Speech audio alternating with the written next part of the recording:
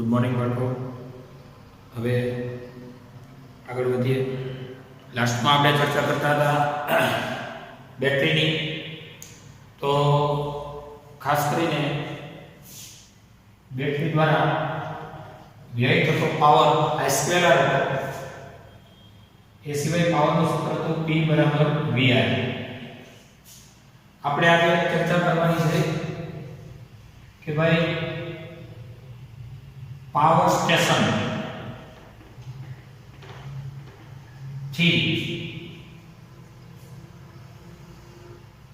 સેંકડો કિલોમીટર લાંબા કેબલ એટલે કે વાયર તાર જે કે વાહક તાર દ્વારા ઉદ્યોગ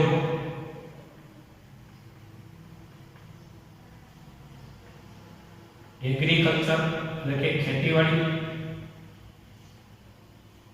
અને રહેણાંક અથવા રહેઠાણ ઇન્ડસ્ટ્રીયલ એગ્રીકલ્ચર અને રેસિડેન્શિયલ પાવર સેંકડો કિલોમીટર લાંબા કેબલ દ્વારા પૂરો પડાતો હોય. કેબલની પોતાની લંબાઈ ખૂબ હોય. આપણે જાણીએ છીએ આ પાવર એટલે શું? તો કે એકમ સમયની ઊર્જા. પાવર સ્ટેશનની આ ઊર્જા ત્યાં સુધી મળી રહે એટલે કે પાવર વ્યય ન થાય, અચળ રહે અથવા કહેવાય વ્યય ન થાય ઉષ્મા સ્વરૂપે, એ ખૂબ જરૂરી બાબત છે. જૂના કોર્સમાં હતું કે ભાઈ આ પાવરને વ્યય ન થવા દેવો હોય ને તો આ તાર સુપર કંડક્ટર રાખતા. સુપર કંડક્ટર એટલે અતિ સુવાહક. આમ તો તમારી પાસે ચાર પ્રકારની વહનના માર્ગો બતાવો. એક સુપર કંડક્ટર, બીજું કંડક્ટર, ત્રીજું સેમી કંડક્ટર અને ચોથું ઇન્સ્યુલેટર. સુપર કંડક્ટર ને અતિ સુવાહક, કંડક્ટર ને વાહક. થોડોક અવરોધ રહેવાનો, પ્રોબ્લેમ તો રહેવાનો. સેમી કંડક્ટર એટલે અર્ધવાહક અને ઇન્સ્યુલેટર હવે જાય કે ઇલેક્ટ્રોન ને ચાલે જેમ જવું હોય એમ ઇલેક્ટ્રોન ગમે એમ કે નીચે પડી જાય. આ ટાઈપના આ તો માત્ર જાણકારી માટે મેં રસ્તાઓ દોર્યા છે, પણ સુપર કંડક્ટિવિટી ઉપજાવવી એ એક આદર્શ પરિસ્થિતિ છે. આદર્શ પરિસ્થિતિ માટે વૈજ્ઞાનિકોએ પ્રયત્નો કર્યા છે કે ભાઈ સુપર કંડક્ટિવિટી ઉપજાવવા માટે તારનું તાપમાન નીચું રાખવાનું. કારણ કે નીચું તાપમાન રહે ને તો ગતિશીલ એવા ઇલેક્ટ્રોન ને ધન આયનો સાથેના અથડામણો ઓછા થાય. અને ધન આયનો અથડામણો તો જ ન કરે કે પોતાના મધ્યમાન સ્થાને કંપનો ન કરે.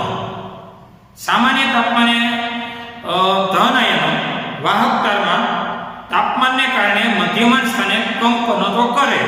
આ કંપન કરતા ધન આયન સાથે આપણા ઇલેક્ટ્રોન, ગતિશીલ ઇલેક્ટ્રોન અથડાય, આપણી ઊર્જાનો તો વ્યય થાય. તો ઊર્જાને વ્યય ન થવા દેવા માટે ધન આયનોના કંપન બંધ કરાવવા પડે. ધન આયનોના કંપન તો જ બંધ થાય તાપમાન નીચું લઈ જવું પડે. અને તાપમાન નીચું એટલે કે તાપમાન એકદમ પદાર્થ એકદમ ઠંડો કરી દેવો પડે.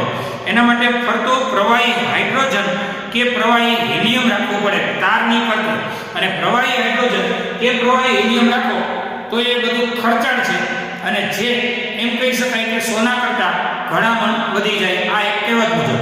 એટલે આ તમારા જૂના કોર્સની એક ચર્ચા હતી એ કહી દીધી અત્યારે. તો એ ખર્ચાળ પદ્ધતિ છે કે તમારે એને તાપમાન નીચું કરવા પ્રવાહી હાઇડ્રોજન કે પ્રવાહી હિલિયમ રાખવાનું છેડેથી બીજે છેડે જતો જે કંઈ વીજભાર છે એ ધન આયનો સાથે કંપનો ન કરે, ઊર્જાનો વ્યય ન કરે. જ્યાં અહીંયા પાવર આપો એ પાવર અહીંયા મળે. એટલે આ આપણો એક રસ્તો છે, પણ એ રસ્તો ખર્ચાળ છે, જે શક્ય નથી. બીજો રસ્તો છે કંડક્ટર. કંડક્ટર એટલે વાહક. સામાન્ય રીતે આપણે જાણીએ છીએ કોપરના અને એલ્યુમિનિયમના તાર હોય છે, પણ એમાં ઊંચા તાપમાને શું થાય, કંપનો કરવા માંડે છે એના ધન આયનો, અને ઇલેક્ટ્રોન પોતાની ઊર્જાનો અમુક ભાગ ઉષ્મા સ્વરૂપે વ્યય કરે જ છે. એ આપણે જોઈએ છીએ, છતાંય થાય જ છે. એ પ્રોબ્લેમ રહેવાનો.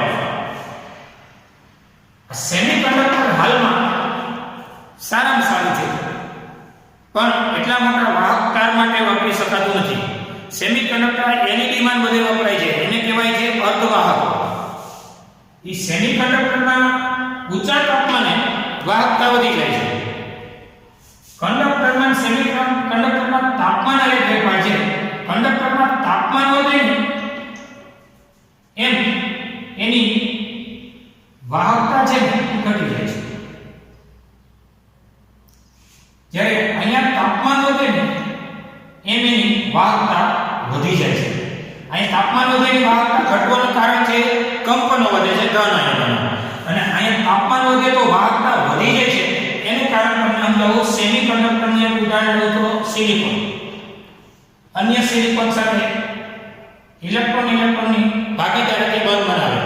સિલિકોન ટેટ્રાવેલેન્ટ હોય, આ પણ સિલિકોન ટેટ્રાવેલેન્ટ. અહીં સિલિકોન હોય, આ બંધ બની ગયો. અહીં સિલિકોન હોય, અહીંયા બંધ બની ગયો, અહીંયા બંધ.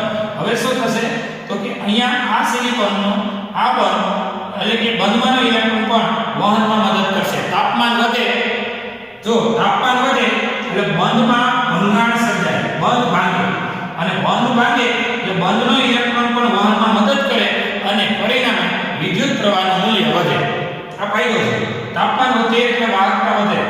મુક્ત ઇલેક્ટ્રોન તો ગતિ કરતા હોય, ઉપરાંત બંધિત ઇલેક્ટ્રોન પણ વહનમાં મદદ કરવા માટે. આ ફાયદો સેમિકન્ડક્ટરમાં તાપમાન વધવા સાથે. એટલે હાલમાં એલઈડી અને એના સેમિકન્ડક્ટર મટીરીયલની ઘણી બધી ઉપયોગિતા અત્યારે માઇક્રો લેવલે પણ બધી વધતી જાય છે. હવે વાત કરીએ ઇન્સ્યુલેટર. આને તો અવાહક કહેવાય. અવાહક, આમાં ઇલેક્ટ્રોન ગતિ કરી શકતા જ નથી, એટલે આ કોઈ ચર્ચા આપણે કરીશું નહીં. આ બધું રબર ને પ્લાસ્ટિક ને એ બધાનો સમાવેશ થશે કે જે અવાહક છે. એટલે સુપર કંડક્ટર આદર્શ છે, જે ખર્ચાળ છે. કંડક્ટર એ આપણે અત્યારે વાપરીએ છીએ આજે કઈ કેબલોમાં.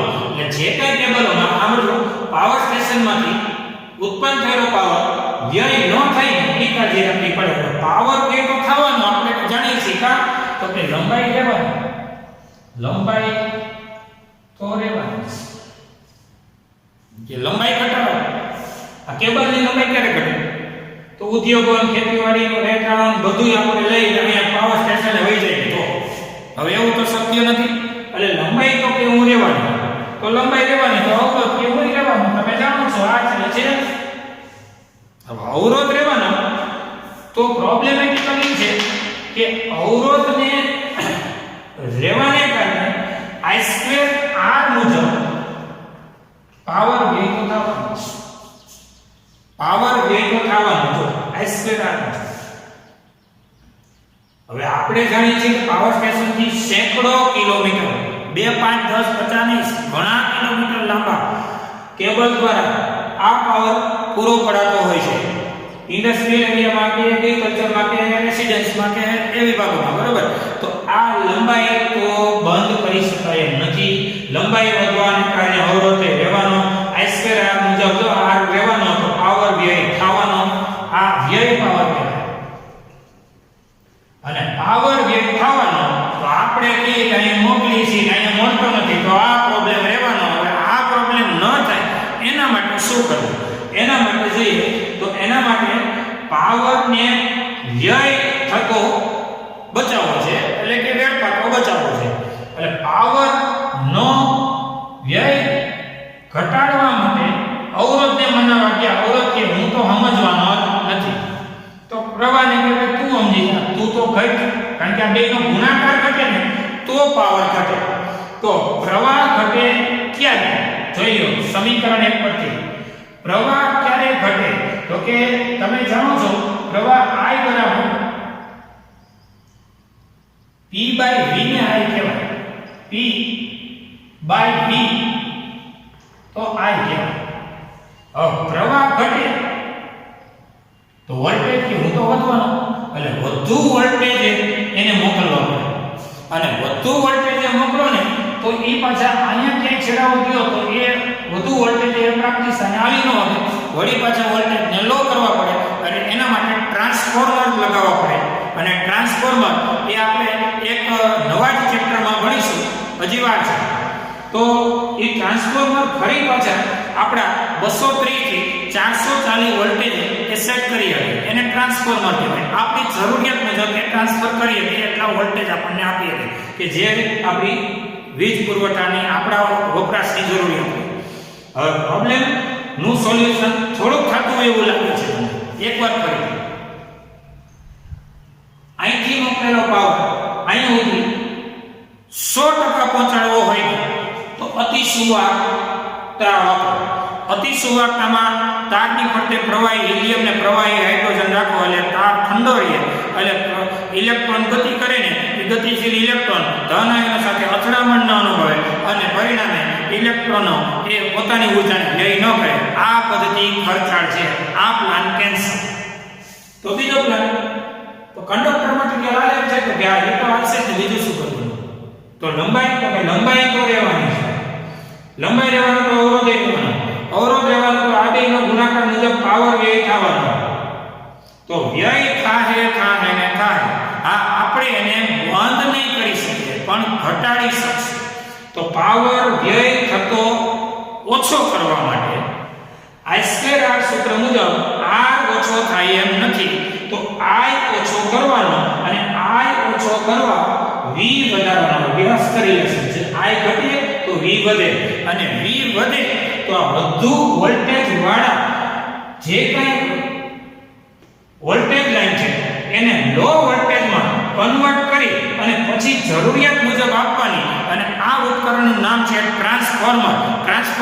ટ્રાન્સફોર્મરનો ઉપયોગ છે વોલ્ટેજની વધઘટ કરનારું ઉપકરણ, એટલે જરૂરિયાત મુજબ વોલ્ટેજ આપણને આપી શકે એ ટ્રાન્સફોર્મર છે. અને પછી તમે જે કંઈ ઉપયોગ છે એ મુજબ કરી શકો. 230 થી 440 સુધીના વોલ્ટેજ લાઇનની વચગાળામાં જેવી જરૂરિયાત એ પ્રમાણે આ ટ્રાન્સફોર્મર લગાવવા પડે. આ અત્યારનો આપણો એક રસ્તો છે, આ પણ એક નોંધનીય બાબત છે. જરા વિચારી લો કે ભાઈ લંબાઈ રહેવાની તો અવરોધ રહેવાનો તો પાવર વ્યય થવાનો, એ પ્રોબ્લેમ છે. તો હવે આ તો કે નથી ઘટતું એમ, તો પ્રવાહને ઘટાડવો પડે, જેથી કરીને પાવર વ્યય 100% ઝીરો ન કરી શકે પણ પાવર વ્યય ઓછો કરી શકે. એટલે પ્રવાહ ઘટાડવા માટે વોલ્ટેજ વધારવો પડે આ સૂત્ર મુજબ, અને વધુ વોલ્ટેજ પાછા હાલે નહીં, એટલે એ વોલ્ટેજને પાછા જરૂરિયાત મુજબ ફેરફાર કરવા પડે.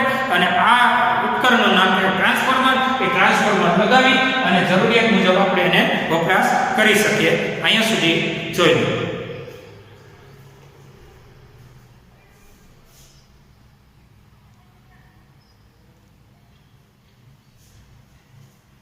ચલો ઉદાહરણ 3.1.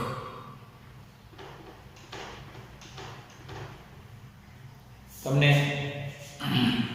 1.5 એમ્પિયરનું વહન કરતો તાર છે, I બરાબર 1.5 એમ્પિયર. એક 10⁻⁷ મીટર સ્ક્વેરનું આડછેદનું ક્ષેત્રફળ છે. 1.0 10⁻⁷ મીટર સ્ક્વેરનું ક્ષેત્રફળ છે. એક તારમાંથી વહન કરતા ઇલેક્ટ્રોન માટે ડ્રિફ્ટ વેગ ગણો. ડ્રિફ્ટ વેગ એટલે vd ગણો. એવું ધારો કે દરેક કોપરનો પરમાણુ લગભગ એક વાહક ઇલેક્ટ્રોન ધરાવે છે. એવું ધારો કે કોપરનો દરેક પરમાણુ એક ઇલેક્ટ્રોન ધરાવે છે. આ બી રકમ છે. અવતાર આગળ કોપરની ઘનતા આપી છે 9×10⁻³ 9×10⁻³ કિલોગ્રામ પ્રતિ મીટર ઘન ડેન્સિટી કોપર આપેલ છે. પરમાણુ દબાણ છે 63.5 યુનિટ. આ એનો પરમાણુ ભાર કહેવાય કોપરનો, એટલે કહેવાય ગ્રામ પ્રતિ મોલ. હવે તમારે ગણવાનો છે ડ્રિફ્ટ વેગ. તો આપણે જાણીએ છીએ કે વાહકમાં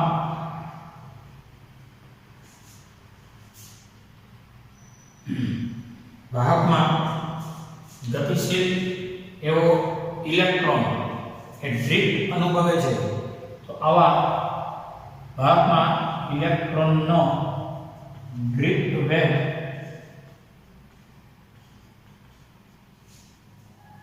vd છે.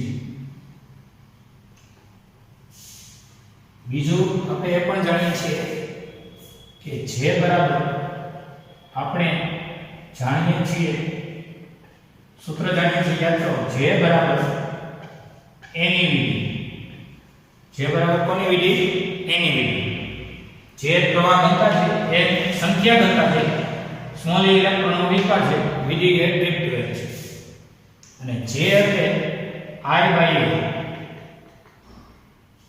સ્મોલ n શું છે એ આપણે નામ મેળવીએ.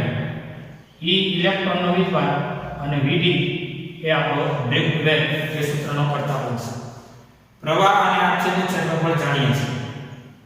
આ કિલોગ્રામ ને મીટર ઘન, જ્યારે જોઈએ ampere, metre square, kilogram, metre ઘન. આ ગ્રામના કિલોગ્રામ કરીએ તો 63.5 10 3 કિલોગ્રામ પ્રતિ મોલ થશે. એના દ્વારા આપણે સ્મોલ n મેળવીએ અને E 63.5 કિલોગ્રામ સ્મોલ n ની ગણતરી કે ભાઈ 63.5 10 3 કિલોગ્રામ જ્યારે દળ હશે ત્યારે સંખ્યા નંબરો એવો કેટલો છે. તો આપણે એ સિવાય જે કંઈ દળ છે એ તમને આપેલું છે. જો 9 10 ની 3 કિલોગ્રામનું અને આટલા દળે એની સંખ્યા 6.022 10 ની 23 જેટલી એ અહીંથી ખબર પડી જાય. સ્મોલ જેટલી આટલું દળ આટલી તો 9 10 ની 3 ઘાત 9 ગુણ્યા 10 ની 3 ઘાત કિલોગ્રામનું દળ છે એની ઘનતા પરથી ખબર પડી જાય. તો એમાં સંખ્યા કેટલી, એટલે આ જે છે ને એ સંખ્યા મળે સાચી પણ એકમ કદની. કારણ કે આ છે ને એ દળ છે સાચું પણ એકમ કદનું. એ જ રાજ આ સંખ્યા સાચી પણ અહીં કૌંસમાં લખીશ એકમ કદની. ફરીથી પર ઘનતા એ દળ નથી, ઘનતા એ એકમ કદનું દળ છે. જો કદ છેદમાં અહીંયા m બરાબર 0, 0 મારો ઝગમગ થાય એ જ 0. તો m બરાબર 0 તો ઘનતા એ દળ નથી, ઘનતા એ એકમ કદનું દળ છે. તો આપણે એવું કહીએ કે 63.5 10 3 કિલોગ્રામ દળ હોય ત્યારે એકમ કદની જે સંખ્યા છે એ નંબર ઓફ એવો કેટલો છે થાય. એટલે આટલું દળ હોય ત્યારે સંખ્યા આટલી, તો હવે આટલું દળ હોય ત્યારે સંખ્યા કેટલી થશે અને એ સંખ્યા એ તમને મળશે, એને કહેવાશે સ્મોલ n. એટલે કે આ એકમ કદની સંખ્યા મળવાપાત્ર થશે એટલે એ સ્મોલ n થશે. એટલે 63.5 10 ની -3 છેદમાં 9 10 ની 3 અંશમાં અને 6.022 10 ની 23 પણ અંશમાં. તમે જોઈ શકશો. હજી એકવાર ન સમજાતું પાછું તમને પ્રવાહ આપેલો છે, આચ્છાદિત ક્ષેત્રફળ આપેલું છે અને એવું ધારો કે કોપરનો દરેક પરમાણુ 1 ઇલેક્ટ્રોન ધરાવે છે. તો કોપરના પરમાણુઓ છે કેટલા છે બસ એટલા કે આટલા દળે પરમાણુની સંખ્યા 1 મોલ જેટલી. તો આટલું દળ હોય, આ દળ હોય ત્યારે આટલું. અહીંયા તમને વેરીફાઈ કરી દો, આ દળ છે ત્યારે આટલું, આ એકમ કદનું દળ છે જોઈ લો. તો હવે મળે ને એને કહેવાય હું તો કે એકમ કદની સંખ્યા કે દળ હોય ત્યારે સંખ્યા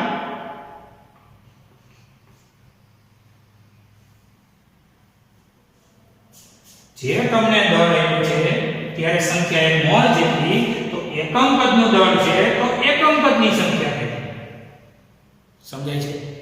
ફરીથી આટલું દળ છે ત્યારે સંખ્યા એક મોલ જેટલી, તો હવે એકમ કદનું દળ છે તો એકમ કદની સંખ્યા કેટલી? એકમ કદની સંખ્યા જેનું નામ કહેવાય સંખ્યા ઘનતા. એકમ કદમાં સંખ્યા જેને કહેવાય સંખ્યા ઘનતા, જેની સંજ્ઞા આપણે જાણીએ છીએ સ્મોલ n છે. એટલે આટલું દળ ત્યારે આટલી સંખ્યા, તો એકમ કદમાં આટલું દળ તો એકમ કદમાં કેટલી સંખ્યા? આ તમારી ક્રિયા છે. છેદમાં આવી ગયો, અંશમાં આવી ગયો, એટલે એ તમારા માટે નંબર આપી દો 2. હવે સમીકરણ 2 ને 1 માં મૂકો, એટલે કે i બાય a, પછી જે કાંઈ તમારી સ્મોલ n ની ગણતરી થશે, સ્મોલ n ની ગણતરી તમારી ફાઇનલ હું તમને કહું ને તો અત્યારે મારી પાસે કેલ્ક્યુલેટર નથી, પણ પાઠ્યપુસ્તક પરથી તમે જોઈ શકશો 8.5 10 ની 28 થાય. 8.5 10 ની 28 થાય. આ તમારી સ્મોલ n ની ગણતરી થઈ પ્રતિ મીટર ઘન. નંબર 2. હવે સમીકરણ 1 માં કિંમતો મૂકો, તો i કેટલો અને એ જોતા રહો. i છે 1.5, એરિયા કેટલો 1.0 નો લખો તો આવે 1.0 એટલે 1 અને 1 નો લખો તો આવે સીધું લખો 10 ની -7 અધ્યુ બરાબર. સ્મોલ n કેટલો તો કે 8.5 10 ની 28. આ સ્મોલ n એટલે e એટલે વીજભાર, આપણે જાણીએ છીએ 1.6 10 ની -19 એને ગુણ્યા vd એટલે ડ્રિફ્ટ વેગ, એને ગુણ્યા vd. એટલે આમાંથી તમે vd ને સૂત્રનો કરતા બનાવો, બાકીનું કેલ્ક્યુલેટ કરો, એટલે vd તમને મળશે 1.1 10 ની -3 મીટર પ્રતિ સેકન્ડ, એટલે કે vd બરાબર 1.1 મિલી 10 ની -3 એટલે મિલી મીટર પ્રતિ સેકન્ડ. આ થઈ ડ્રિફ્ટ વેગની ગણતરી. તો 1 મિનિટ ફરીથી પ્રવાહ આડછેદનું ક્ષેત્રફળ SI માં આપેલું છે. પછી આ ત્રિરાશિ જેને ખબર પડી જાય, દાખલો ઈજી છે કે વાહકમાં ઇલેક્ટ્રોનનો ડ્રિફ્ટ વેગ vd છે. આપણે જાણીએ છીએ કે વિદ્યુત પ્રવાહ ઘનતા J બરાબર n vd, તો J એટલે I બાય n vd. તો હવે વાત કરીએ આટલી કે આ શું છે? દળ. આ શું છે? અણુઓની સંખ્યા. આટલા દળ એટલે કે આટલું દળ હોય કે અણુઓની સંખ્યા મોલ છે, કેટલા 63.5 10 ની -3 કેટલી નંબર ઓફ એવોગેડ્રો છે. તો હવે અહીંયા શું આપ્યું છે? જો અહીંયા આપ્યું છે એકમ કદમાં દળ. તો આપણે કહેવાનું કે આટલા એકમ કદમાં દળ હોય તો કેટલી એકમ કદની સંખ્યા કે બસ એકમ કદની સંખ્યા, એનું નામ જ છે સંખ્યા ઘનતા. એટલે આ ક્રિયા છે તમે સંખ્યા ઘનતા મેન્ટેન કરી, ગણતરી કરી, નંબર 2 આપી, જાણીતી કિંમત આ જે કાંઈ છે ડેટાની અને નંબર 2 ની જાણીતી કિંમતમાં મૂકી અને તમે આ દાખલો ઈઝીલી સોલ્વ કરી શકો છો. આ તો 3.1 નો પહેલો દાખલો, એટલે કે એ સેક્શન નિરાંતે જોયું. અને કોઈ પણ વિદ્યાર્થીને ક્યાંય પણ અટવાય, કોઈ પણ સોલ્યુશન જોતું હોય તો ગમે ત્યારે પણ તમે કોલ કરી શકો છો. અને એ કોલ સામાન્ય રીતે સાંજના 8 થી 9 ના ગાળામાં કોલ કરી અને પૂછી શકો છો. સાંજે 8 થી 9 માં કોઈ પણ દાખલામાં કે કોઈ વસ્તુમાં એરર આવતી હોય કે કંઈ પ્રોબ્લેમેટિકલ હોય તો સાંજે 8 થી 9 માં ફોન કરી અને જરા પૂછી લેવું. જોઈએ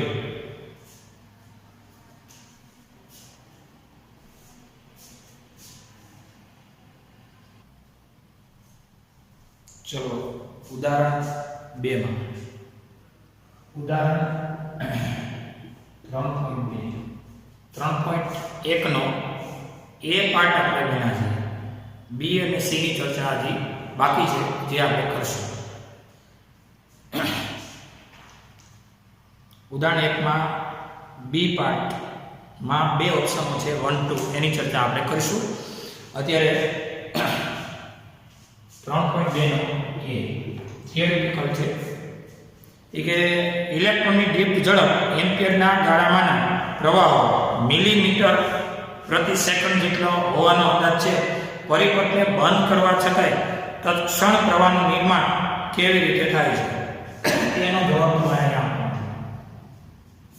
કારણ કે હમણાં તમે જે ગણતરી કરી છે એ ગણતરીમાં પ્રવાહનું મૂલ્ય છે, તમે જોઈ શકો છો કે એ મિલીમીટર પ્રતિ સેકન્ડ નું તમને આપેલું છે.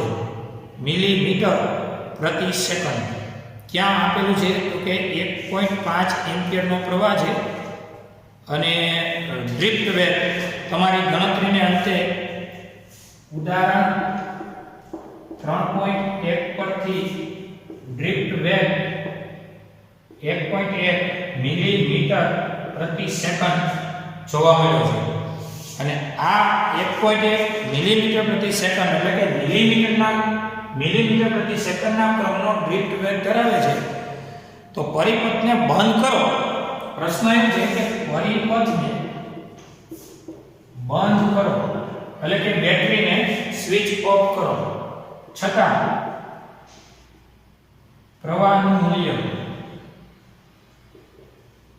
પરિપથને બંધ કરો છતાં પ્રવાહનું મૂલ્ય તત્ક્ષણ જોવા મળે છે. શા માટે? તત્ક્ષણ એટલે જે તે ક્ષણે પ્રવાહનું મૂલ્ય છતાંય જોવા મળે છે. પરિપથને બંધ કરી દીધો છે, છતાંય તત્ક્ષણ એટલે અમુક ક્ષણ પૂરતો પ્રવાહ શા માટે જોવા મળે છે? એના સોલ્યુશનમાં તમે કહી શકો કે એક છેડેથી બીજા છેડા સુધી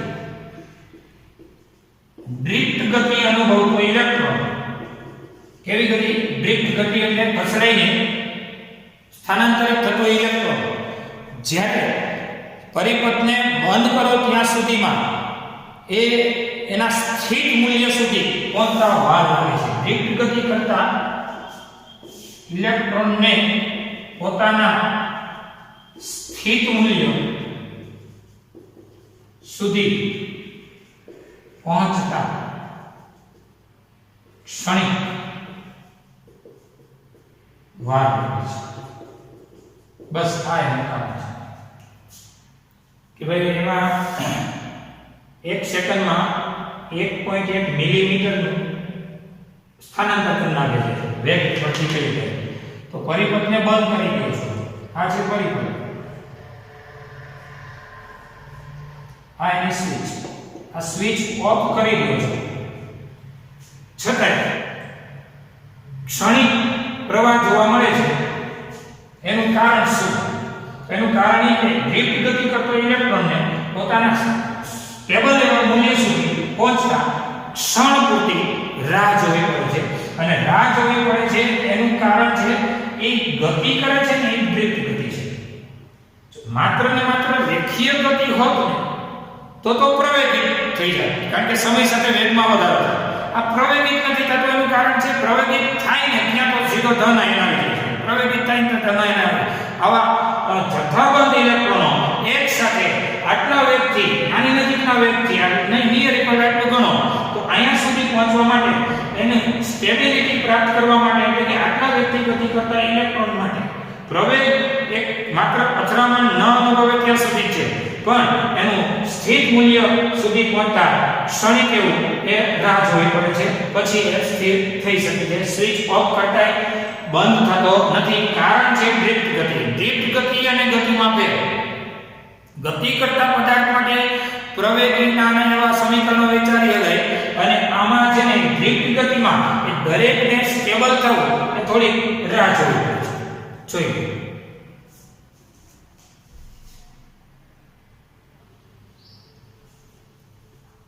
પ્રશ્ન બી. ઇલેક્ટ્રોન ડ્રિફ્ટ એ વાહકમાં પ્રવર્તતા વિદ્યુત ક્ષેત્રને કારણે અનુભવતા બળને કારણે ડ્રિફ્ટ અનુભવે છે. ઈ ને લીધે QE લાગે છે કોના ઉપર ઇલેક્ટ્રોન પર તો બળ લાગે કે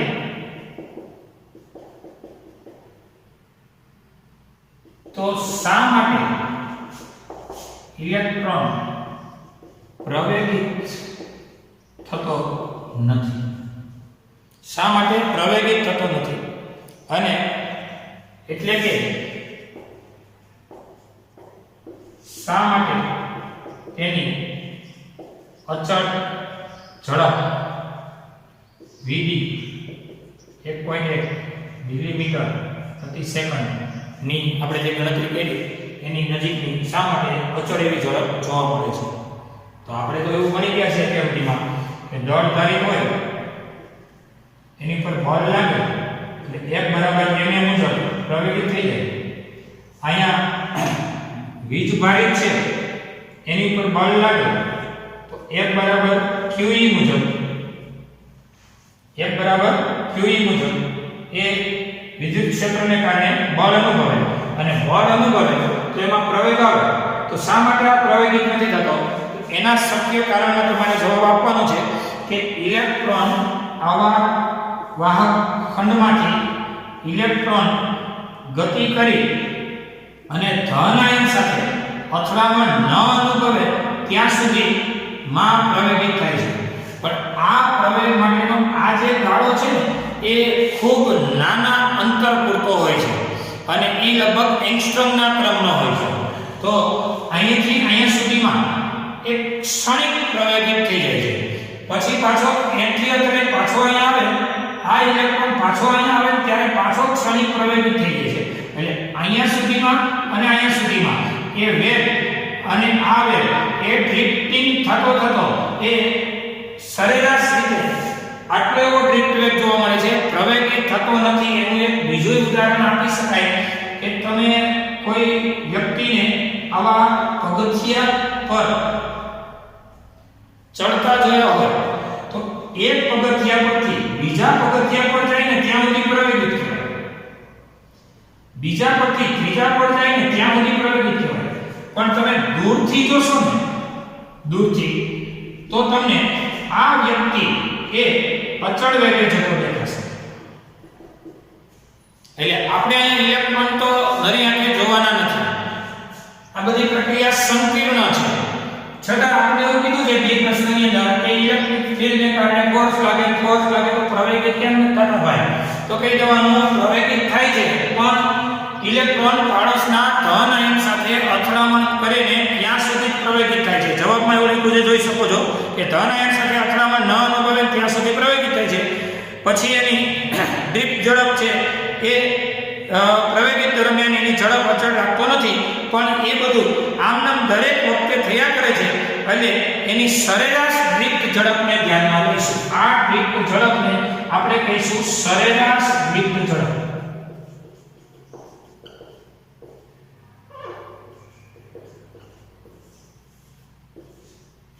કારણ કે અહીંયાથી અહીં સુધી પ્રવેગ થાય કારણ કે જ્યારે પ્રવેગ હોય ત્યારે આપણે જાણીએ છીએ કે વેગ કેવો રહેવાનો તો કે પ્રવેગ ઉત્પન્ન થાય આ દરમિયાન વેગમાં સમય સાથે ફેરફાર થાય તો અહીંયા વેગ હોય ને એના કરતાં અહીંયા થોડો વધતો જતો હોય વધતા અહીંયા મેક્સિમમ થાય તો અથડાઈ જાય ત્યારે વેગ પાછો હાવ ઘટીને નહીવત એવો થઈ જાય વળી પાછો વેગ વધી મેક્સિમમ થાય તો આમાંથી નાનો વેગ લેવાનો મોટો વેગ લેવાનો ત્યારે આપણે લેવાનો સરેરાશ વેગ નહીં અથડામણ થાય ને તે ક્ષણે વેગ લગભગ નહીં વધતી જાય પછી પાછું બીજા ધન આયન સાથે અથડામણ કરે ને ત્યાં સુધીમાં એ પ્રવેગિત થઈ જાય એટલે આ વખતે આપણે એને સરેરાશ ડ્રિફ્ટ વેગથી અભ્યાસમાં લઈશું જોઈએ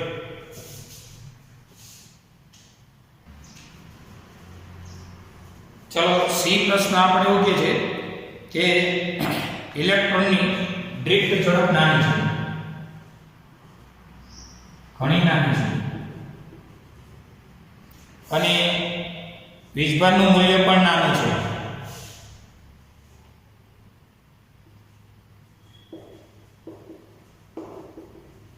કારણ એનું મૂલ્ય જાણે છે 1.6 10 છે બહુ નાનું કહેવાય માઇનસમાં કાચ છે ડ્રિફ્ટ ઝડપ નાનું છે વીજભારનું મૂલ્ય નાનું છે તો શા માટે સુવાહકમાં ખૂબ મોટા પ્રમાણમાં પ્રવાહ વહે છે? તો આપણે પ્રવાહને જાણીએ છીએ. સુવાહકમાં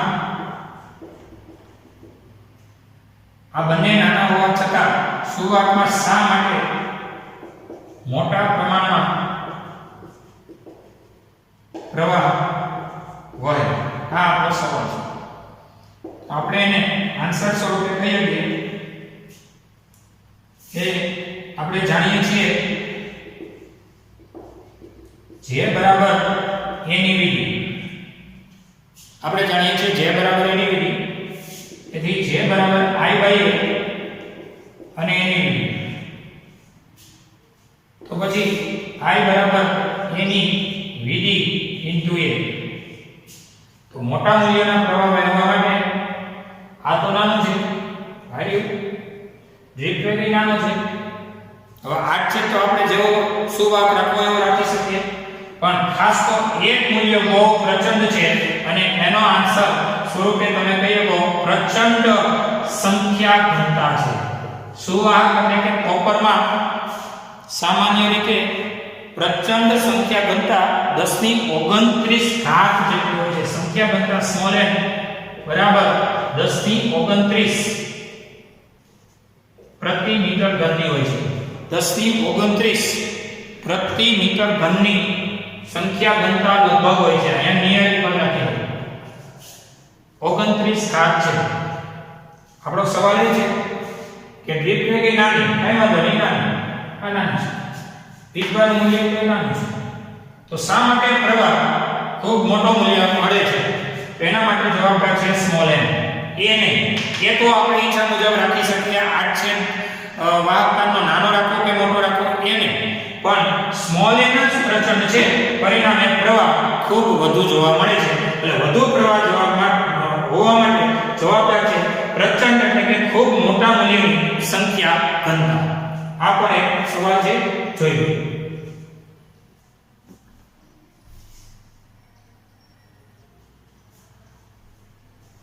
ચાલો ત્યારબાદ ડી.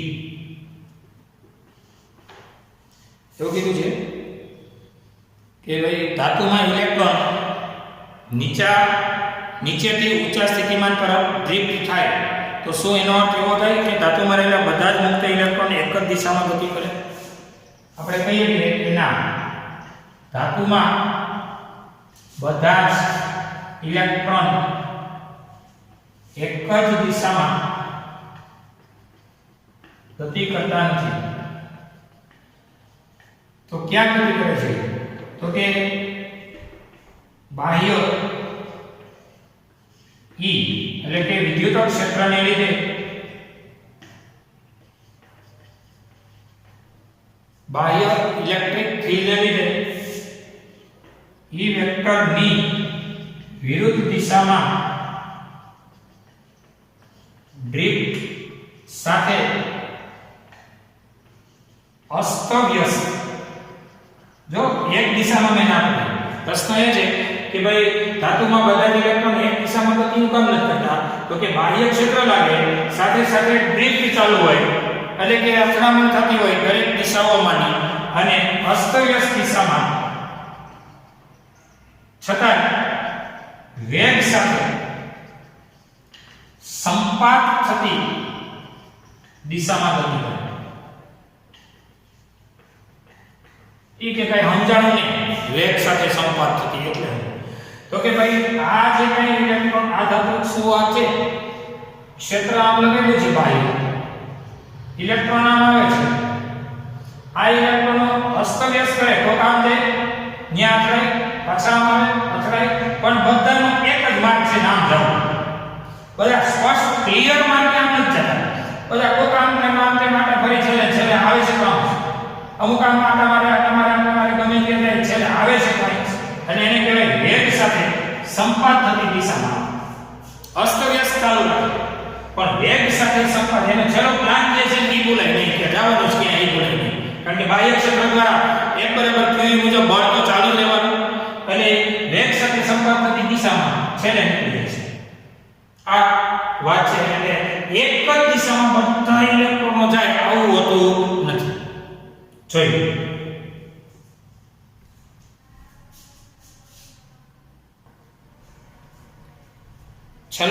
છે E. શું બે ક્રમિક અથડામણ વચ્ચે ઇલેક્ટ્રોનનો પથ ક્ષેત્રની ગેરહાજરીમાં અને ક્ષેત્રની હાજરીમાં સુરેખ હશે?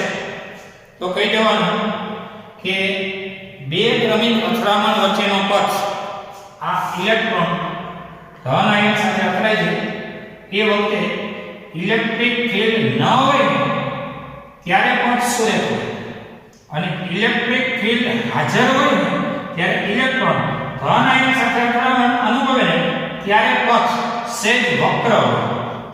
આ વક્ર ફિલ્ડ ન હોય ત્યારે સુરેખ હોય અને ફિલ્ડ હોય ને ત્યારે વક્ર એટલા માટે હોય કારણ કે ફિલ્ડને કારણે એની ઉપર સામાન્ય રીતે થોડા અંશે બળ લાગતું હોય તો જ અસ્તવ્યસ્ત દિશાઓ નક્કી થતી હોય. એટલે સહેજ વક્ર હોય, સહેજ વક્ર કે વિચાર સહેજ વક્ર હોય અને આમાં સુરેખ. હવે આપણે ડેઇલી ટેસ્ટ નોંધીએ.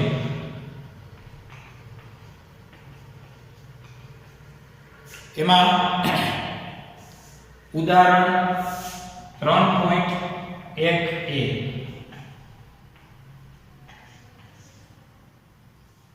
ત્યાર પછી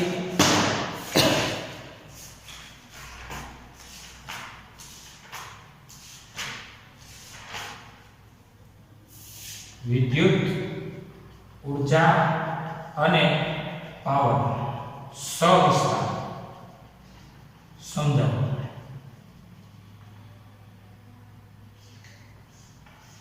આ બે પ્રશ્નો ડેલી ટેસ્ટમાં નોંધો. અહીંયા આપણું લેક્ચર પૂરું થાય છે.